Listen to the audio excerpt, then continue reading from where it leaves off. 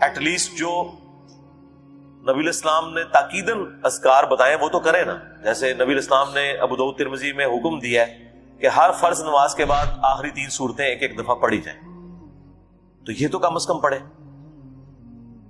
اس طریقے سے آیت الکرسی کے بارے میں سنن نسائی الکبریٰ میں آیا کہ جو پڑھ لے گا ہر فرض نماز کے بعد مرتے ہی جنت میں داخل ہوگا, یہ پڑھے.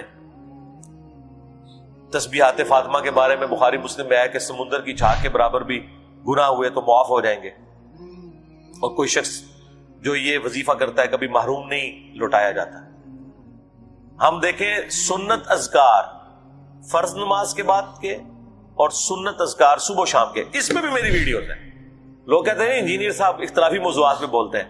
بخاری اور مسلم دونوں میں ہے کہ فرض نماز کا مکمل ہونا نبی علیہ السلام کی ہم تکبیر کی آواز سے پہچانتے تھے, یعنی بلند آواز سے آپ اللہ اکبر کہتے تھے. پہلے ایک دفعہ اللہ اکبر بلند آواز سے کہنا ہے, پھر 3 دفعہ آہستہ آواز میں استغفر اللہ. یہ ہمارے اہل حدیث بھائی جو ہے اس سنت پہ عمل کر رہے ہیں, لیکن وہ استغفر اللہ بھی اونچا بولتے ہیں. استغفر اللہ اونچا بولنا خلاف سنت ہے, صرف اللہ اکبر بلند آواز سے.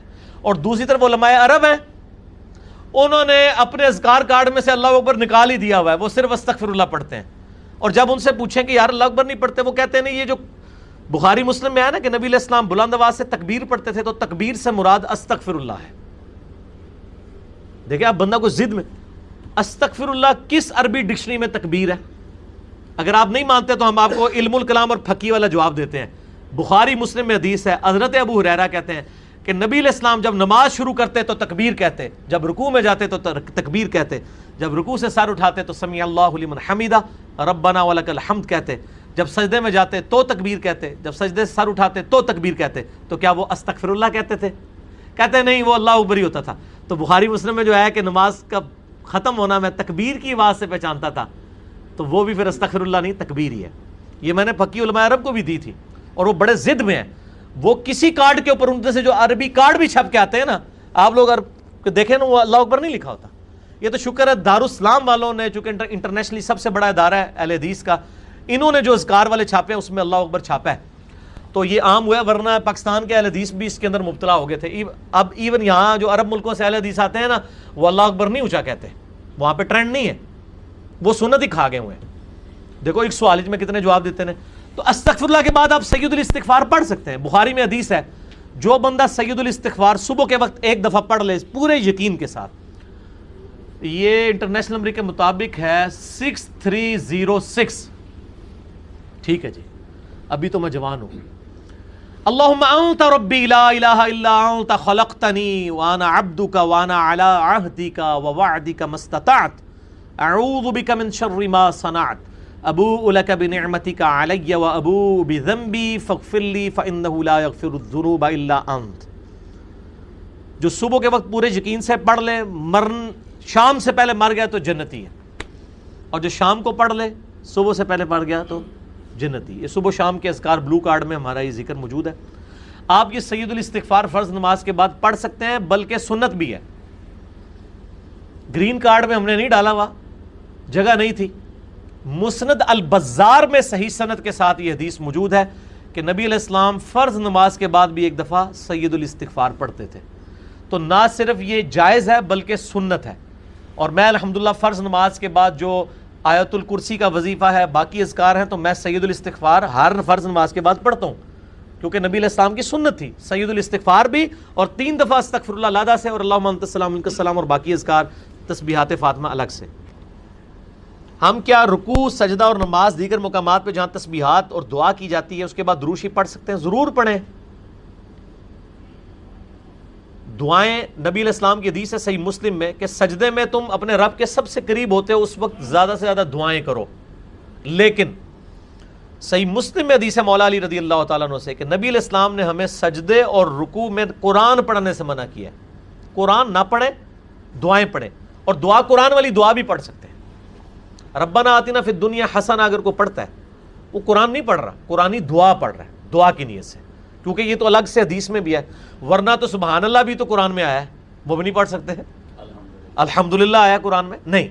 قرآن کی نیت سے قرآن پڑھنا منع ہے. قرآنی دعائیں, قرآنی اذکار رکوع اور سجود میں پڑھیں. بلکہ نبی علیہ السلام دعا نہیں پڑھتے تھے, سبحانک اللہم ربنا وبحمدک اللہم اغفر لی, بخاری مسلم میں آتا ہے رکوع اور سجدے میں, یہ دعا ہی ہے نا. استغفار ہے، دعا ہے، اے اللہ مجھے بخش دے۔ اس کے بعد آپ دروشی پڑھیں، اللہم صلی علی محمد وعلی آل محمد، ٹھیک ہے۔ دروشی بھی چونکہ دعا ہے نبی علیہ السلام کے حق میں، اہل تشیع تو پڑھتے ہیں رکوع اور سجدے میں، آپ بھی پڑھیں، کوئی مسئلہ نہیں ہے۔ وطر میں بھی ہم تو پڑھتے ہیں اہل سنت، دعائے قنوت کے بعد درود شریف، جنازے میں بھی پڑھتے ہیں درود شریف، ہر نماز کے تشہد میں پڑھتے ہیں درود شریف۔ رکوع میں سجدے والی دعا منہ سے نکل جائے یا سجدے میں رکوع والی، تو کیا سجدہ صاحب ہوگا؟ کوئی نہیں کرنا ہوگا، بلکہ کئی دعائیں تو کامن ہیں۔ صحیح مسلم میں کہ رکوع اور سجدے میں نبی علیہ السلام پڑھتے تھے سبوح قدوس رب الملائکۃ والروح۔ بخاری مسلم دونوں میں ہے کہ نبی علیہ السلام رکوع اور سجدے دونوں میں پڑھتے تھے سبحانک اللہم ربنا وبحمدک اللہم اغفر لی۔ دعائیں کامن ہیں، ایک دعا ہے جو ڈیفرنٹ ہے، جو ترمذی میں آئی ہے کہ نبی علیہ السلام حکم دیتے کہ رکوع میں پڑھیں سبحان ربی العظیم اور سجدے میں پڑھیں سبحان ربی الاعلیٰ۔ یہ انٹرچینج بھی ہو جائیں، اصل مقصد تسبیحات ہے، سجدہ صاحب واجب نہیں ہوگا، نماز ہو جائے گی۔ کیا درس کے دوران بندہ دل سے کوئی ذکر کر سکتا ہے یا درس خاموشی سے سنے؟ کر سکتے ہیں ذکر، جمعے کے خطبے کا پروٹوکول ہے کہ اس کے دوران آپ نے کچھ نہیں کرنا۔ ویسے نبی علیہ السلام کا نام آ گیا صلی اللہ علیہ وآلہ وسلم کر لیں، لیکن مسلسل تسبیح لے کے بیٹھے ہوئے ہیں آپ، تقریر نہیں آپ سن رہے امام کی، خطیب کی، یہ غلط ہے۔ باقی اس کا وہ پروٹوکول نہیں ہے، بہتر ہے کہ اس میں بھی نہ کریں، لیکن اگر آپ اس کے ذکر کرنے کے دوران مجھے سن بھی صحیح اٹینٹیو ہو کہ یہ پیرلل میں دونوں کام کر رہے ہیں تو جائز ہے۔ میں نہیں کہنا کہ میرا ضروری سننا ہے، بعض لوگ ہوتے ہیں جن کی زبان چلتی ہے، میں خود بھی مطلب کئی مجلسوں میں بیٹھتا ہوں، دروشی پڑھتا رہتا ہوں، میں بات بھی سن رہا ہوتا ہوں، بلکہ ہم تو اب اتنے تیز ہو گئے ہیں، ہماری تو 4 آنکھیں اور 10 کان ہوتے ہیں، لوگوں کے ساتھ وہ دعوت و تبلیغ کی وجہ سے جڑ کے تو 3 نمازیں بھی سمجھ آ رہی ہوتی کہ وہ کہنا ہے، تو جائز ہے۔ درمیان مکمل کر دیا، سارا کے سارا ثواب سے بھر دیا گیا۔ 100 دفعہ لا الہ الا اللہ پڑھو تو 100 دفعہ سبحان اللہ، 100 دفعہ الحمدللہ، 100 دفعہ اللہ اکبر، 100 دفعہ لا الہ الا اللہ۔ اچھا، اس کی ترتیب میں بھی کوئی مسئلہ نہیں۔ صحیح مسلم میں ایک حدیث جو میں پہلے بیان کر چکا، 5601 کہ آپ صلی اللہ علیہ وسلم نے فرمایا کہ اللہ تعالیٰ کو یہ 4 کلمات محبوب ترین ہیں، اس میں آگے الفاظ ہیں چاہے ان کو آگے پیچھے کر کے بھی پڑھ لو، اس کا ثواب اسی طرح رہے گا۔ یعنی یہ ترتیب ضروری نہیں ہے کہ آپ نے پہلے سبحان اللہ ہی پڑھنا ہے، پھر الحمدللہ پڑھنا ہے، پھر لا الہ الا اللہ یا اللہ اکبر۔ یہ ترتیب کسی بھی ترتیب سے پڑھو تمہیں نقصان نہیں دیں گے۔ یہ صحیح مسلم 5601 نمبر حدیث میں موجود ہے۔ البتہ جو سنت طریقہ ہے وہ یہی ہے کہ تسبیحات کو ہم جب صلاۃ التسبیح میں پڑھیں گے تو سبحان اللہ والحمدللہ ولا الہ الا اللہ واللہ اکبر پڑھیں گے۔ اب ان تسبیحات کو یاد کرنا بھی کوئی مشکل نہیں، تسبیحات فاطمہ سب کو آتی ہیں، 33 دفعہ ہم سب پڑھتے ہیں، بس صرف ایک واو لگانی ہے بیچ میں، سبحان اللہ والحمدللہ، اور لا الہ الا اللہ پہلے آ جائے گا، ولا الہ الا اللہ واللہ، لا الہ الا اللہ ہمارا بیسک کلمہ ہے۔ تو یہ 4 کلمات ہیں جو آپ پڑھ لیں گے تو صلاۃ التسبیح کے اندر آپ کو اذکار اویلیبل ہوں گے۔ اب آتے ہیں صلاۃ التسبیح کی طرف۔ ایک دفعہ شوق اور محبت کے ساتھ دروشی پڑھ لیجئے۔ اللہم صلی علی محمد وعلی آل محمد کما صلیت علی ابراہیم وعلی آل ابراہیم انک حمید مجید۔ اللہم بارک علی محمد وعلی آل محمد کما بارکت علی ابراہیم وعلی آل ابراہیم انک حمید مجید۔ بھائیو، صلاۃ التسبیح اہل سنت کی بڑی بڑی 4 کتب کے اندر صحیح سند کے ساتھ موجود ہے۔ سنن ابی داؤد میں انٹرنیشنل نمبرنگ کے مطابق 1297 نمبر حدیث، جامعہ ترمذی میں 481 نمبر حدیث، سنن ابن ماجہ میں 1386 نمبر حدیث، اور المستدرک للحاکم میں صحیح سند کے ساتھ 1192 نمبر حدیث۔ ان 4 کتابوں میں صلاۃ التسبیح کی فضیلت اور اس کا طریقہ موجود ہے، اور اس حدیث کو امام ذہبی رحمۃ اللہ علیہ نے بھی صحیح کہا، امام مسلم رحمۃ اللہ علیہ نے بھی صحیح کہا، امام ابو داؤد رحمۃ اللہ علیہ نے بھی صحیح کہا، اسی طریقے سے امام ابن حجر عسقلانی رحمۃ اللہ علیہ نے بھی صحیح کہا، اور دور حاضر میں بڑے بڑے جو علماء ہیں، شیخ احمد شاکر رحمۃ اللہ علیہ، شیخ البانی رحمۃ اللہ علیہ، اور شیخ زبیر علی زئی رحمہم اللہ اجمعین، تمام کے نزدیک یہ حدیث صحیح ہے۔ اور آپ حیران ہوں گے، یہ ان چند احادیث میں سے ہے جن احادیث کے دفاع پر محدثین نے پوری کتابیں لکھی ہیں، کیونکہ کچھ لوگوں کو یہ حدیث ہضم نہیں ہوئی کہ اتنی بڑی فضیلت کیسے ہو سکتی ہے ایک نماز کی، اور میں سمجھتا ہوں ہو سکتی ہے، یہ نماز شیطان پڑھنے ہی نہیں دیتا۔ تو کچھ لوگوں نے اس پہ جرح کی تو محدثین نے مستقل کتابیں لکھی اس حدیث کے دفاع پر۔ لہذا الحمدللہ اہل سنت کے تمام محدثین کا، جو بڑے بڑے محدثین ہیں ہمارے اسلاف، ان کا اس پر اتفاق ہے کہ حدیث بالکل صحیح سند کے ساتھ موجود ہے، اور خصوصاً امام ابو حنیفہ رحمۃ اللہ علیہ کے جو شاگرد خاص ہیں اور امام بخاری رحمۃ اللہ علیہ کے دادا استاد ہیں سیدنا عبداللہ ابن مبارک رحمۃ اللہ علیہ المتوفا 181 ہجری، جو بہت بڑے محدث ہیں. وہ اس حدیث جو صلاۃ و تسبیح ہے اس کے کافی وہ ڈیفینڈر ہیں، اور اس کے سارے مسائل جامعہ ترمذی میں ان سے نقل کیے گئے ہیں امام ترمذی نے ایک واسطے سے. وہ امام ترمذی کے بھی پردادا استاد ہیں، کیونکہ امام بخاری امام ترمذی کے استاد ہیں، اور عبداللہ ابن مبارک امام بخاری رحمۃ اللہ علیہ کے دادا استاد ہیں. بخاری اور مسلم میں ان سے احادیث ہیں، لہذا 481 نمبر حدیث جامعہ ترمذی میں عبداللہ ابن مبارک سے لی انہوں نے. سارے مسائل صلاۃ و تسبیح کے سمجھنے کے لیے وہ آج انشاءاللہ ساتھ ڈسکس بھی ہو جائیں گے. بھائیو، امام کائنات سید الاولین والآخرین شفیع المذنبین رحمۃ للعالمین سیدنا و مولانا امام اعظم محمد رسول اللہ صلی اللہ علیہ وسلم نے اپنے چچا عباس ابن عبد المطلب رضی اللہ تعالی عنہ کو مخاطب کر کر ارشاد فرمایا. حدیث کا ریفرنس میں پہلے دے چکا 4 کتابوں سے. اب ورڈ بائی ورڈ، لفظ بائی لفظ میں یہ الفاظ پڑھنے لگا ہوں تاکہ آپ کو اس کا ٹیسٹ بھی فیل ہو. آپ صلی اللہ علیہ وسلم نے اپنے چچا سے فرمایا، چچا جان، کیا میں آپ کو کچھ عنایت نہ کروں؟ کیا میں آپ کو کوئی تحفہ پیش نہ کروں؟ کیا میں آپ کو اس عمل کی وجہ سے 10 خصلتوں والا اچھا انسان نہ بنا دوں؟ یہ 10 خصلتیں اس میں آ جائیں گی، جوڑوں کی شکل میں 5 جوڑے آئیں گے اور وہ 10 خصلتیں بن جائیں گی. میں گنتا جاتا ہوں. تو پھر آپ صلی اللہ علیہ وسلم نے ارشاد فرمایا کہ جب اے چچا جان آپ یہ عمل کر لیں گے تو نمبر 1 اللہ آپ کے اگلے اور پچھلے، نمبر 2 پرانے اور نئے، نمبر 3 جان بوجھ کر کیے یا انجانے میں کیے، نمبر 4 چھوٹے اور بڑے کبیرہ بھی، اور نمبر 5 چھپے ہوئے اور ظاہر تمام گناہ معاف. اب یہ 5 جوڑیاں آئیں اور 10 خصلتیں جو آپ صلی اللہ علیہ وسلم نے ارشاد فرمائی تھی وہ اس میں پوری ہو گئی. الحمدللہ.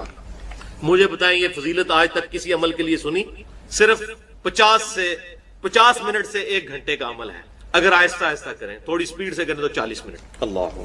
پھر آپ صلی اللہ علیہ وسلم نے ارشاد فرمایا، چچا جان 4 رکعتیں اس طرح ادا کریں نفل نماز کی کہ ہر رکعت میں سورۃ الفاتحہ اور 1 سورت پڑھیں، اور جب آپ قرات سے فارغ ہو جائیں تو قیام کی حالت میں یہ کلمات 15 دفعہ پڑھیں، سبحان اللہ والحمد للہ ولا الہ الا اللہ واللہ اکبر.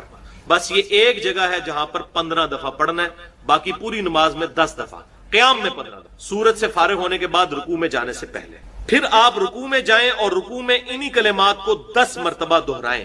پھر رکوع سے اٹھ جائیں اور 10 بار یہی کلمات پڑھیں.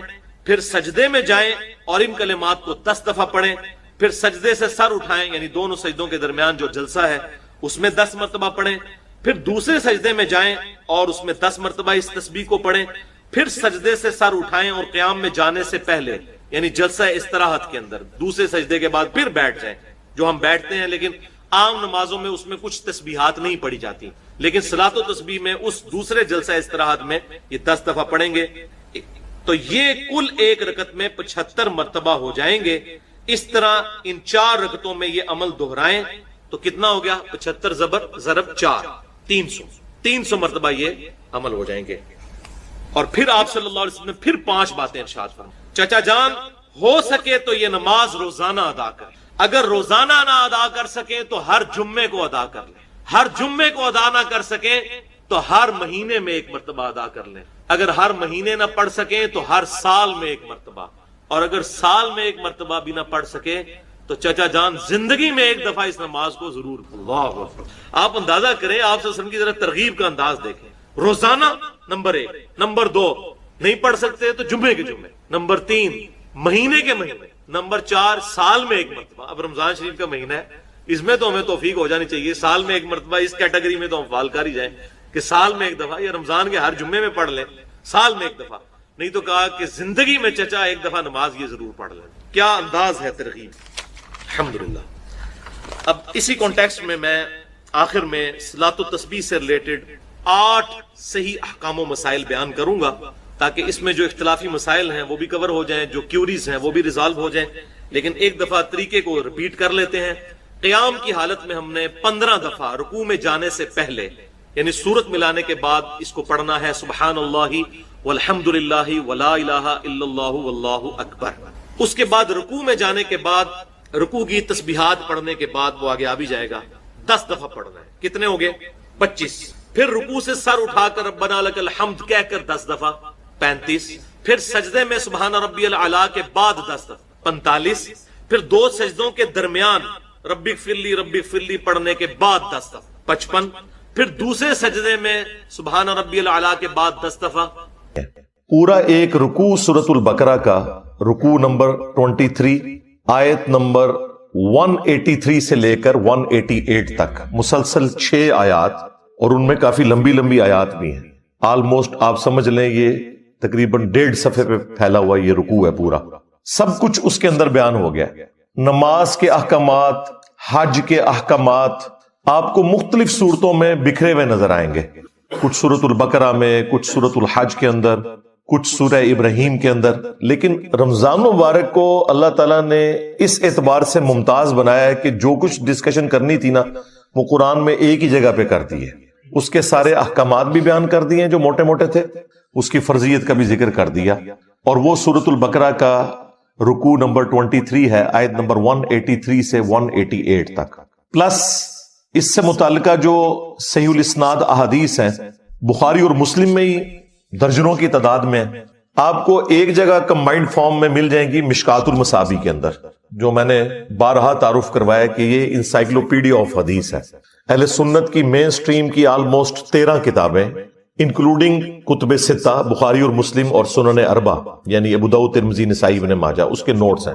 اس میں پہلی جلد کے اینڈ کے اوپر جا کے آپ کو رمضان مبارک سے متعلق ایک ایک تفصیل ملے گی، چاہے وہ رؤیت ہلال کا مسئلہ ہو، مون سائٹنگ کا مسئلہ ہو، رمضان مبارک کے فضائل ہوں، لیلۃ القدر ہو، نفلی روزوں کے کیا احکامات ہیں، فرض روزوں کے کیا ہیں، ایک ایک تفصیل ملے گی آپ کو۔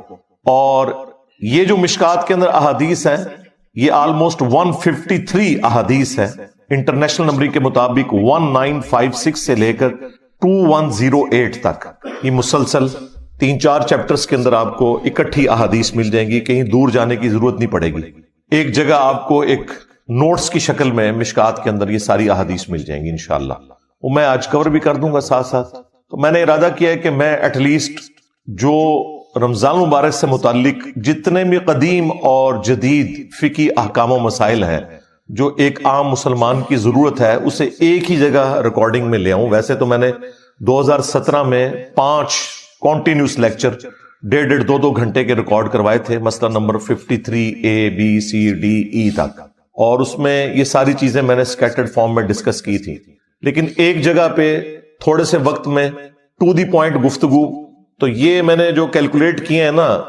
وہ 70 فقہی احکام و مسائل بنتے ہیں، اور جب میں ان کو بیان کروں گا تو شاید یہ 100 سے زیادہ بن جائیں ان کی آگے جو کورالریز ہیں، لیکن یہ ایک جگہ جمع ہو جائیں گی انشاءاللہ تعالی، اور پھر یہ آپ کے سامنے ایک ویڈیو بک ہوگی، جب کبھی بھی آپ کو رمضان مبارک سے متعلق کوئی چیز پوچھنی ہوگی، سمجھنی ہوگی، تو آپ یہ ایک ویڈیو لگائیں، ایک ایک چیز آپ کے سامنے انشاءاللہ آ جائے گی انشاءاللہ تعالی۔ سورۃ البقرہ کا جو رکوع میں نے ذکر کیا آیت نمبر 183 سے لے کر 188 تک، اس کا سٹارٹ ہی ان الفاظ کے ساتھ ہے، اعوذ باللہ من الشیطان الرجیم، بسم اللہ الرحمن الرحیم، یا ایھا الذین آمنوا کتب علیکم الصیام، اے اہل ایمان تم پر فرض کر دیے گئے ہیں روزے، کما کتب علی الذین من قبلکم لعلکم تتقون، جیسا کہ تم سے اگلی امتوں پر بھی فرض کیے گئے تھے تاکہ تم پرہیزگار بن جاؤ، تقوی کی روش اختیار کرو۔ یعنی روزے کا مقصد پرہیزگاری ہے۔ پرہیزگاری کیسی کہ روزے میں آپ حلال چیزوں کو بھی چھوڑ دیتے ہیں اللہ تعالیٰ کے حکم کی وجہ سے، تو یہ ایک پریکٹس ہوتی ہے کہ اگر اللہ کے حکم کی وجہ سے میں نے حلال چیزوں کو بھی تھوڑے سے ٹائم کے لیے چھوڑنا ہے تو بقیہ کی زندگی میں میں نے بدرجہ اولا اجتناب کرنا ہے حرام چیزوں سے، اور یہی ہے تقوی، یہی اس کا مقصد ہے۔ الصوم عربی زبان میں روزے کے لیے ٹرم یوز ہوتی ہے، الصوم کہتے ہیں عربی میں رک جانے کو، اور شرعی اصطلاح میں اللہ تعالی کی خوشنودی کی خاطر طلوع فجر سے لے کر غروب آفتاب تک اپنے آپ کو کھانے پینے اور دیگر خواہشات سے روکنے کا نام روزہ ہے۔ یہ اس کی بیسک ڈیفینیشن ہے۔ باقی تو میں نے آپ کو بتایا پورا رکوع ہے اور احادیث کی کتابیں بھری پڑی ہیں، اس میں صرف مشکات ہی پڑھ لیں تو آپ کو ساری احادیث ایک جگہ پہ مل جائیں گی انشاءاللہ تعالی۔ اللہ تعالیٰ نے اسی رکوع کے اندر آگے چل کر رمضان مبارک کا بائی نیم ذکر بھی کر دیا۔ اب یہ دیکھیں، یہ واحد مہینہ ہے جس کا نام بائی نیم قرآن کے اندر آیا، رمضان، عربی میں رمضان، اردو میں ہم رمضان، ویسے ہم رمضان بولتے ہیں، رمضان تو لفظ غلط ہوگا، یہ رمضان، لیکن اردو میں چل جائے گا کیونکہ اردو کے اندر آپ نے ان چیزوں کا خیال نہیں رکھنا ہوتا۔ تو وہ اسی رکوع میں آگے چل کر اللہ تعالیٰ فرمایا شہر رمضان الذی انزل فیہ القرآن، رمضان کا مہینہ تو وہ مہینہ ہے کہ جس میں القرآن نازل ہوا، ھدی للناس، جو پوری انسانیت کے لیے ہدایت کی کتاب ہے، یعنی کسی خاص طبقے کے لیے نہیں، پوری انسانیت کے۔ سورۃ البقرہ کے سٹارٹ میں ہے ھدی للمتقین، ڈر جانے والوں کے لیے ہدایت ہے، یعنی وہ لوگ جو اللہ کی دھمکی سے ڈرتے ہیں، جو یہ سمجھتے ہیں کہ ہماری مرضی کے بغیر جس نے ہمیں پیدا کیا، اس کے بعد اس نے اس امتحان میں ڈالا، بعد میں بھی جو کچھ ہمارے ساتھ کرے گا ہمیں اس سے کوئی بچا نہیں سکتا۔ تو یہ تصور انسان کو ڈرنے پہ مجبور کرتا ہے کہ میں نے اپنے رب کو رسپانس کرنا ہے۔ تو ھدی للمتقین بھی ہے، ھدی للناس بھی ہے، یعنی انسانوں میں سے وہ لوگ جو واقعی ڈر جائیں اس تصور سے کہ انہیں مر کے اپنے رب کے حضور پیش ہونا ہے۔ وَبَيِّنَاتٍ مِّنَ الْهُدَى وَالْفُرْقَانِ، اور اس میں ہدایت کے روشن دلائل ہیں، اور یہ الفرقان ہے، یعنی حق اور باطل میں تمیز کرنے والی کتاب، جو سورۃ المائدہ میں آئے کہ اللہ تعالیٰ نے تورات نازل کی، پھر انجیل نازل کی، اور اب یہ الفرقان ہے، حق اور باطل میں تمیز کرنے والی کتاب۔ وہاں پہ اس کے لیے ورڈ آیا مہیمن، یعنی یہ نگہبان ہے اگلی کتابوں کے اوپر کہ ان کی کون سی باتیں درست ہیں اور کون سی ٹیمپرڈ فارم میں، یہ کتاب ان کے اوپر نگہبانی کرتی ہے۔ یہاں پہ الفرقان کہا گیا، اور خود ہمارے محبوب امام کائنات سید الاولین والآخرین، شفیع المذنبین، رحمت للعالمین، خاتم النبیین، سیدنا و مولانا امام اعظم محمد رسول اللہ صلی اللہ علیہ وآلہ وسلم کے لیے بھی صحیح بخاری میں الفرقان کی ٹرم یوز ہوئی ہے۔ محمد فرق بین الناس، محمد لوگوں میں حق اور باطل میں فرق ہے، یعنی نبی علیہ السلام کی پیروی کرنے والا حق پر ہے، آپ سے مخالفت کرنے والا باطل کے اوپر ہے۔ تو قرآن بھی الفرقان ہے اور رسول اللہ بھی الفرقان ہے صلی اللہ علیہ وآلہ وسلم۔ پھر اللہ تعالیٰ نے ساتھ ہی فرما دیا فَمَنْ شَهِدَ مِنْكُمُ الشَّهْرَ، اب جو کوئی بھی تم میں سے رمضان کا مہینہ پائے، فَلْيَصُمْ، تو اس کا کام ہے کہ اس میں وہ روزے رکھے۔ اور پھر آگے اس کے احکامات آئے کہ روزے کی لینتھ کیا ہے، اس میں کون سی شرعی پابندیاں ہیں، جو لوگ روزہ رکھنے پر قادر نہیں ہیں، بیمار ہیں، ان کے لیے شرعی حکم کیا ہے، مسافر کے لیے کیا ہے، مریض کے لیے کیا ہے۔ پھر میاں بیوی کے تعلقات کے پوائنٹ آف ویو سے بھی چیزیں ڈسکس ہوئی، وہ آپ خود پڑھ لیجئے گا۔ اگر میں ایک ایک چیز کو اس طریقے سے ڈسکس کروں گا تو پھر تو کافی زیادہ ٹائم لگ جائے گا، لیکن چونکہ یہ ساری باتیں آج آٹومیٹکلی کور ہو جائیں گی ہمارے فقہی احکام و مسائل کے اندر انشاءاللہ تعالی۔ صحیح بخاری اور صحیح مسلم کے اندر یہ حدیث موجود ہے، اللہ کے محبوب صلی اللہ علیہ وآلہ وسلم نے فرمایا اسلام کی بنیاد 5 چیزوں کے اوپر ہے۔ نمبر 1، اس بات کی گواہی دینا کہ اللہ کے سوا کوئی معبود نہیں اور محمد صلی اللہ علیہ وآلہ وسلم اس کے بندے اور اس کے رسول ہیں۔ دوسرے نمبر پہ فرمایا نماز قائم کرنا، تیسرے نمبر پر زکوٰۃ دینا، چوتھے نمبر پر حج کرنا اللہ کی راہ میں اگر استطاعت ہو، اور 5ویں نمبر پہ فرمایا رمضان کے روزے رکھنا۔ اس سے آپ اندازہ لگائیں کہ اسلام کی بنیاد جن چیزوں کے اوپر ہے ان میں سے رمضان مبارک کے روزے ایک چیز ہے۔ پھر صحیح بخاری اور صحیح مسلم دونوں کے اندر یہ حدیث موجود ہے کہ اللہ کے محبوب صلی اللہ علیہ وآلہ وسلم نے فرمایا جس شخص نے بھی ایمان اور احتساب کے ساتھ، یعنی اس نیت کے ساتھ کہ وہ تزکیہ نفس اپنا کرے گا، اللہ سے ثواب لینے کی امید جس کے اندر موجود ہے، رمضان مبارک کے روزے رکھے، اللہ تعالیٰ اس کے پچھلے سارے گناہوں کو معاف فرما دے گا۔ اور جس نے ایمان اور احتساب کے ساتھ رمضان مبارک کی راتوں کا قیام کیا، قیام اللیل جسے آپ تراویح بھی کہتے ہیں، اس کے بھی اللہ تعالیٰ پچھلے سارے گناہوں کو معاف فرما دے گا۔ اور جس نے ایمان اور احتساب کے ساتھ لیلۃ القدر کا قیام کیا، اس کے بھی اللہ تعالیٰ پچھلے سارے گناہوں کو معاف فرما دے گا۔ تو لیلۃ القدر تو رمضان مبارک کے آخری عشرے کی طاق راتوں میں آتی ہے. یہ پچھلے دنوں جو میری شب برات سے متعلق ویڈیو ریکارڈ ہوئی تھی اس میں نے تفصیلاً اس کے اوپر گفتگو کر لی ہے کہ وہ سارے فضائل جو یہ شب برات کے لیے بتاتے ہیں وہ بیسیکلی لیلۃ القدر کے ہیں، جس کے بارے میں پوری سورت قرآن میں نازل ہوئی ہے، انا انزلناہ فی لیلۃ القدر. ایک اور حدیث ہے صحیح بخاری اور صحیح مسلم کے اندر کہ اللہ کے محبوب صلی اللہ علیہ وآلہ وسلم نے فرمایا کہ جب رمضان مبارک کا مہینہ آتا ہے تو اللہ تعالی جنت اور رحمت کے دروازوں کو کھول دیتا ہے اور جہنم کے یعنی دوزخ کے دروازوں کو بند فرما دیتا ہے، اور سرکش جو شیاطین ہیں انہیں جکڑ دیا جاتا ہے. سارے شیاطین نہیں قید ہوتے، سارے قید ہوں تو آپ کو جمعہ پڑھانے کے لیے کون آئے؟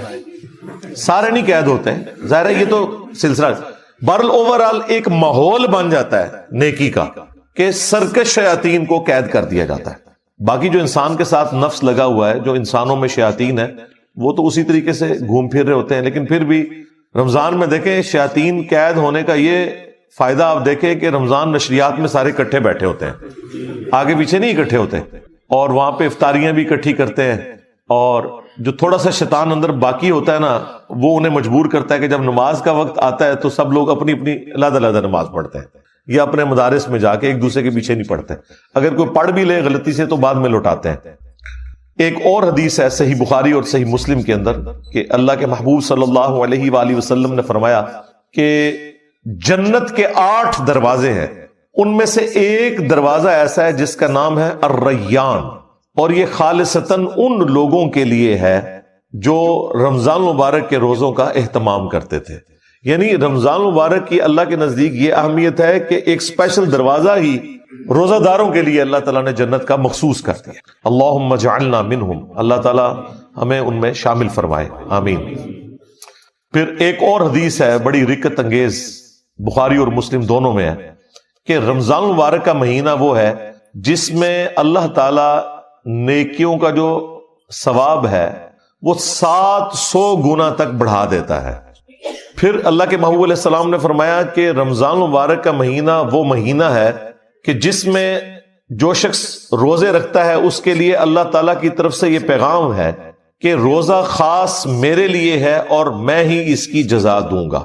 اور ایک روایت میں آیا کہ میں ہی اس کی جزا ہوں، یعنی خود اللہ جزا ہے اس کی. اور وہ اسی حدیث میں آگے الفاظ موجود ہیں کہ روزہ دار کو 2 خوشیاں نصیب ہوتی ہیں، ایک دنیا میں جب وہ افطار کرتا ہے، ظاہر ایک آزمائش ختم ہوئی، اور ایک جنت میں جب وہ اپنے رب سے ملاقات کرے گا، وہ اس کی الٹیمیٹ خوشی ہوگی.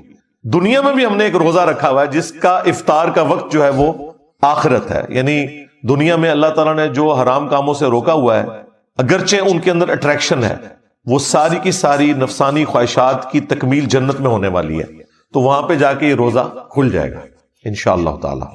پھر اسی حدیث کے اندر موجود ہے کہ اللہ تعالیٰ کو روزہ دار کی منہ کی جو سمیل ہے، بدبو ہے، وہ کستوری سے بڑھ کر محبوب ہے، یعنی کہ میری وجہ سے یہ سب کچھ کر رہے ہیں. پھر اسی حدیث کے اندر الفاظ ہیں کہ نبی علیہ السلام نے فرمایا کہ اللہ تعالیٰ فرماتا ہے میرے بندے نے میری وجہ سے کھانا پینا اور خواہشات کو ترک کیا ہے.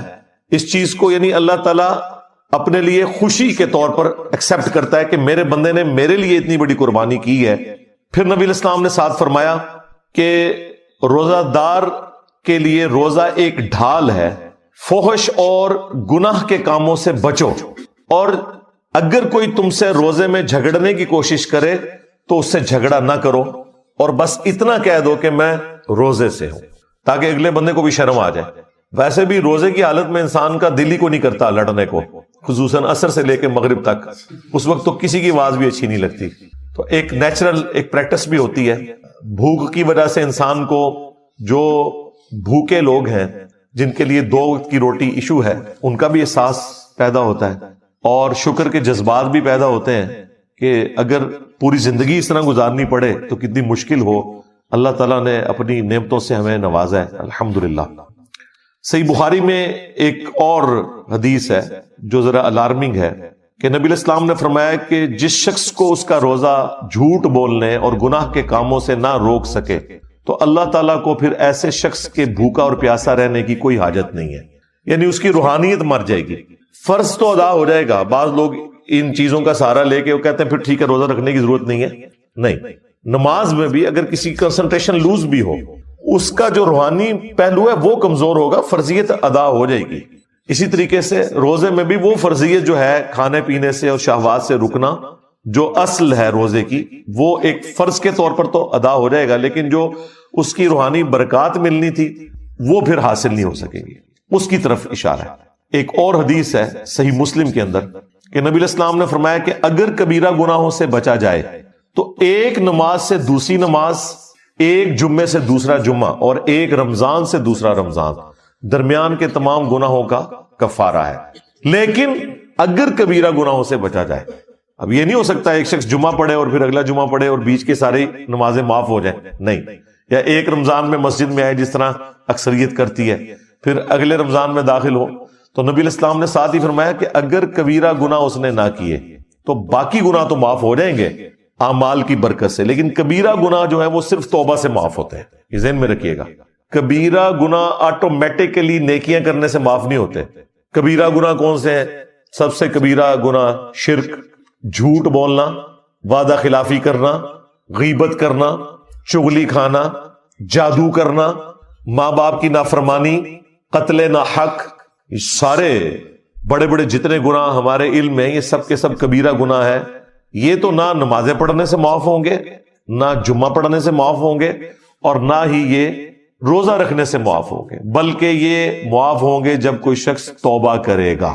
پھر وہ معاف ایسے ہوں گے کہ سورۃ الفرقان میں اللہ تعالیٰ نے فرمایا 3 بڑے گناہوں کا ذکر کیا آیت نمبر 69 میں.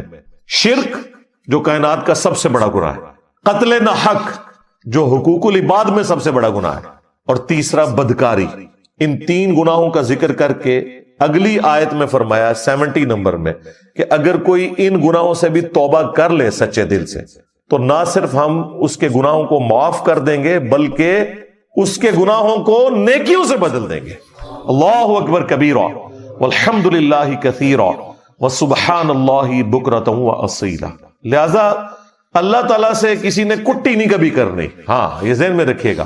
دیکھیں میرا کتنا اگریسو سٹائل ہے, میری آپ قرآن کلاسز دیکھیں تو آپ کو پھر پتہ چلتا ہے کہ اللہ تعالیٰ اپنے معاملات میں کتنا سخت ہے. اس کے باوجود ہم نے کبھی اس چیز کی ترغیب نہیں دلائی کہ کوئی شخص اللہ تعالیٰ سے اتنا ڈر جائے کہ وہ پھر یہ ڈیسائیڈ کر لے کہ ٹھیک ہے جی پھر مجھے کوئی نیکی کرنے کی ضرورت ہی نہیں ہے جب اللہ تعالیٰ اتنا سخت ہے. نہیں, سختی اس لیے بیان کی جاتی ہے کہ آپ اللہ تعالیٰ کی ہستی کے اعتبار سے بے فکرے نہ ہو جائیں. باقی جو توبہ والا ایلیمنٹ ہے بھائی, وہ تو موت کے غرغرے سے پہلے پہلے توبہ قبول ہے. جامعہ ترمذی میں حدیث ہے.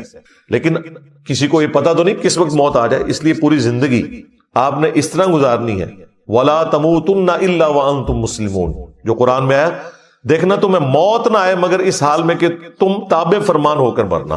ہر وقت تیاری رکھنی ہے, تو وہ اپنی جگہ ہے. لہذا رمضان المبارک میں تو نیکیوں کا ایک موسم ہے.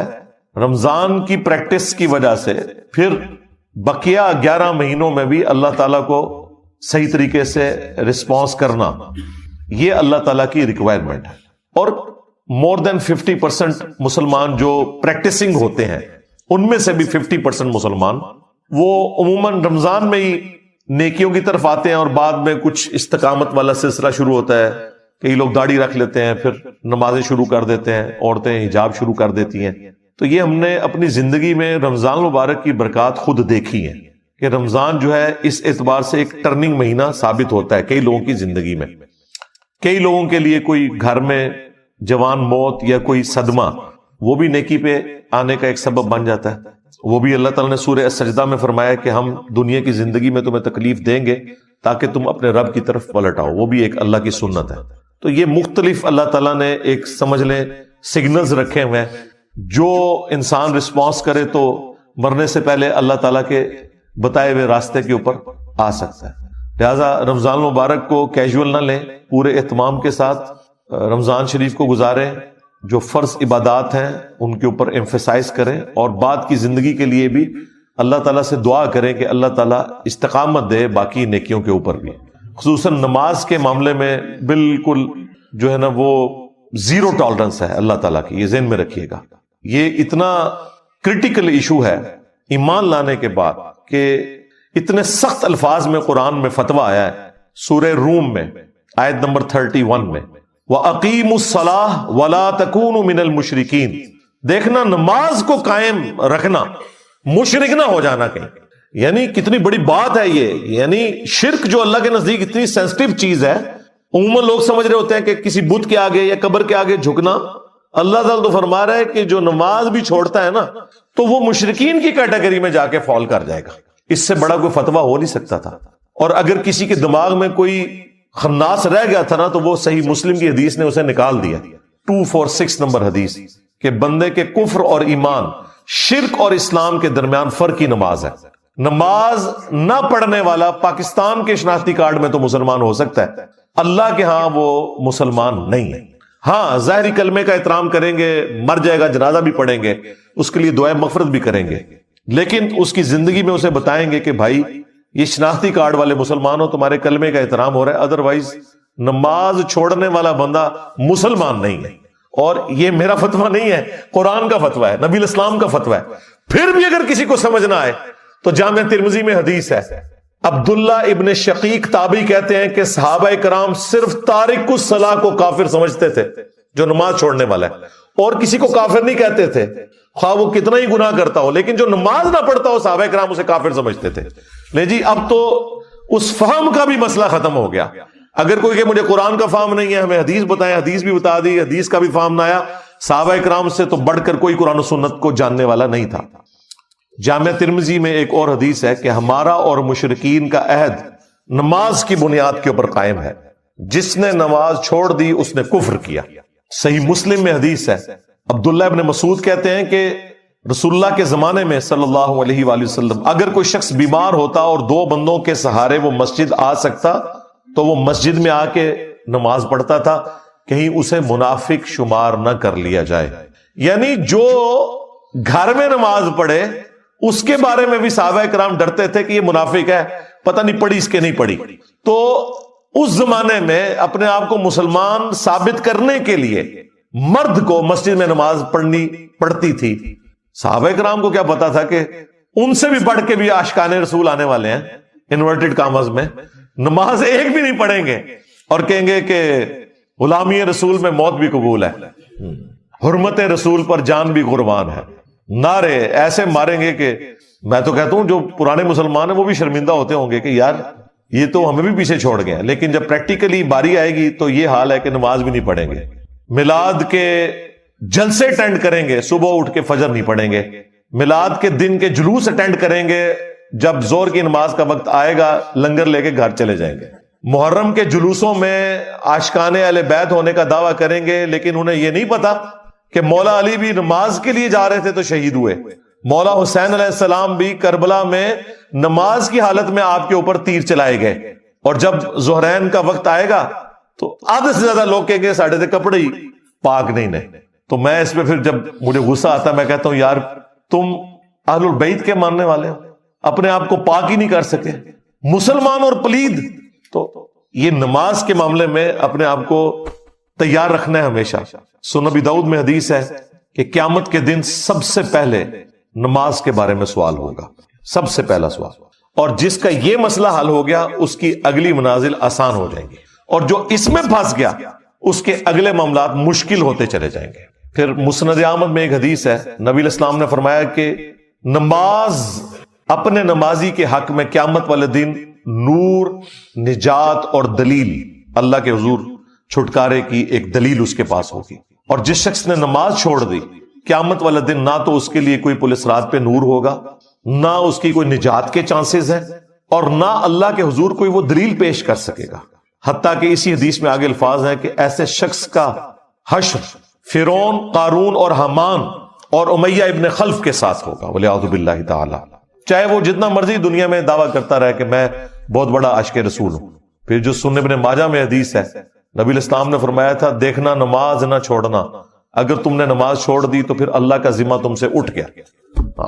اس سے بڑی کوئی دھمکی ہو ہی نہیں سکتی، پھر اللہ کے ذمہ کوئی چیز نہیں ہے. تو اس رمضان میں ایک تو پریکٹس کریں کہ جماعت کے ساتھ نماز انشاءاللہ تعالی، اور پھر اسے کنٹینیو آگے چلانا ہے. یہ نہیں ہے کہ چاند رات میں ہی جا کے جو ہے پہلے جاتے ہیں نائی کے پاس شیو کروانے کے لیے. داڑھی نہیں رکھنی ہے تو ٹھیک ہے، پھر اب اگر نیت کی ہے تو چلاؤ. اب تو خیر ہمارے نوجوان